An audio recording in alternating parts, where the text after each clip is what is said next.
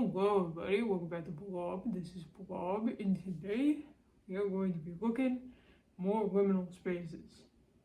So let's just go look at some liminal spaces. Eerie.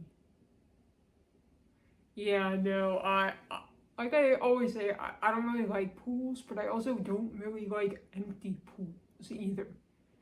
There's just something about that that just isn't right. Like, you know, people are supposed to be there, but there's just none, and it's like they're simultaneously horrible when people are there, but they're also even worse when there's no people there. This pool looks to be more like at a gym or something. I feel like hotel pools, when they're empty, are even worse. Like, they really give that liminal vibe, but this definitely has similar types of vibes. I think we'll just take the elevator. I don't know. I think I would have too much curiosity about the stairs, and then I would feel bad about not allowing myself to take the stairs and figure out what was going on with them, you know? There's something eerie about these stairs, but, you know, I feel like the curiosity would get the better of me, and the goofy little cryptid guy would want to go down the stairs and figure out what is down there. Is that a good idea?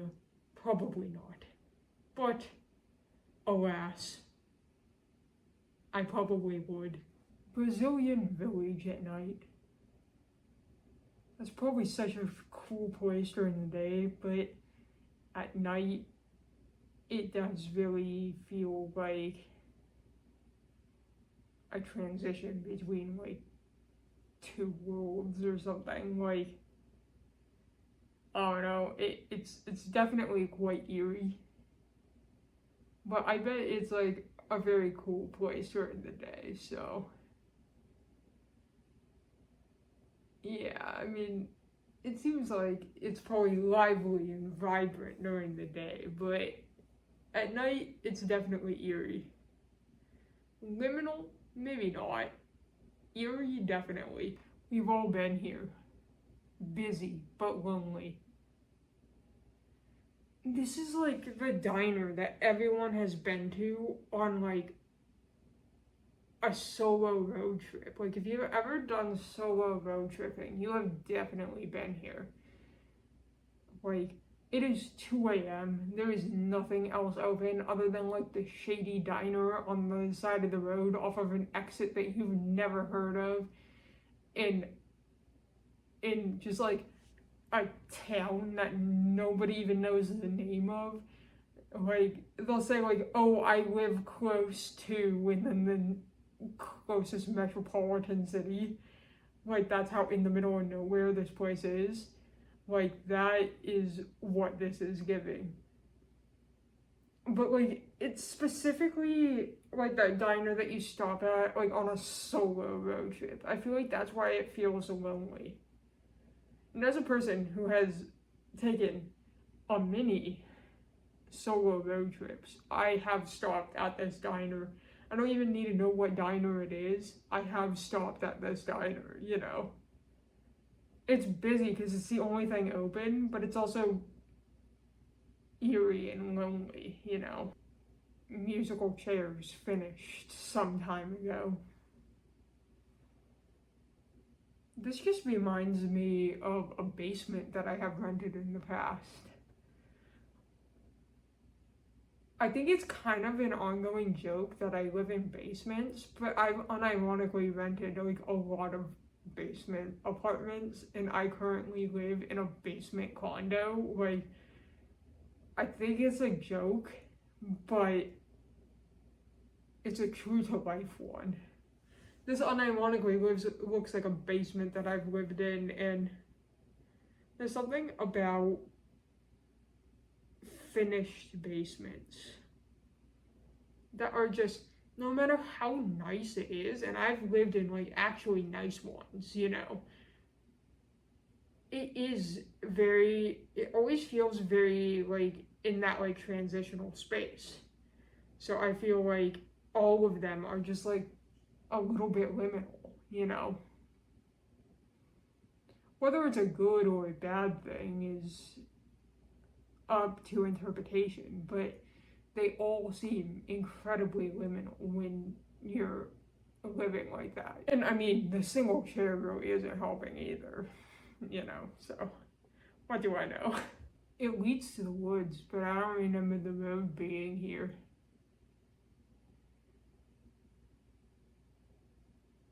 The road itself is kind of liminal in nature. I don't know. I don't really get that vibe from it. I feel like it wound up feeling a little bit liminal because of the user added comment. I feel like that to me is what kind of qualified it more than anything else. I do like the story that is forming around this road, that it leads into the woods and they don't remember the road, but I don't know, like, it would be more eerie than liminal if this was genuine and they didn't actually like remember the road. Alone at twilight. I don't know how many people have actually been alone at a harbor or some kind of dock or anything at twilight, but it always is very liminal, and this photo does feel very true to life as someone who has been to a many of harbors at night. They're always so relaxing, peaceful, but there is always like just this eeriness about it. It's like, it's not exactly like, it's not scary by any means. It's just like a little, I don't know how to describe it. It just like feels a little strange. There's like that feeling that you get in your stomach when things are just a little bit off, a little bit strange, a little bit eerie.